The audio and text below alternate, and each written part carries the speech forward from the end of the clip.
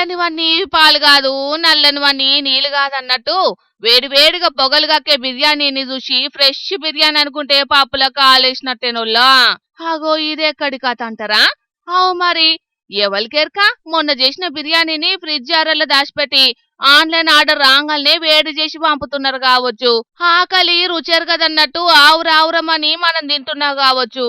కావచ్చు కాదు, అగో గట్లనే చేసి పాడుపడుతున్నారట. జూబ్లీ హిల్స్ రోడ్ నెంబర్ 2లా ఉన్న లక్కీ బిర్యానీ అనే సెంటర్ ను నడుపుతున్న బద్మాషోళ్ళు. అదే ఏరియాలో వెంకటరమణ కాలనీలుండే కొండారెడ్డి అనేటాయన ఐతారం బిర్యానీ ఆర్డర్ పెడితే ఈ పాసిపోయిన బిర్యానీ కథ బయటపడ్డది. బిర్యానీ పొట్లం ఇప్పి చూడంగానే గుప్పు మన్నదట కంపు వాసన కాకకు. కుళ్ళిపోయి ఉన్నదట మాంసమంతా. జూబ్లీహిల్స్ పోలీస్ స్టేషన్ లో ఫిర్యాదు అయితే అప్పటికప్పుడు లక్కీ బిర్యానీ సెంటర్ కి పోయి తనిఖీలు చేసిండ్రు పోలీసులు. ఆగ చూడుండ్రి ఎన్నొద్దుల కింద పెట్టిండ్రో, ఫ్రిడ్జ్ లో ముద్దుగా దాచిపెట్టిండ్రు కదా.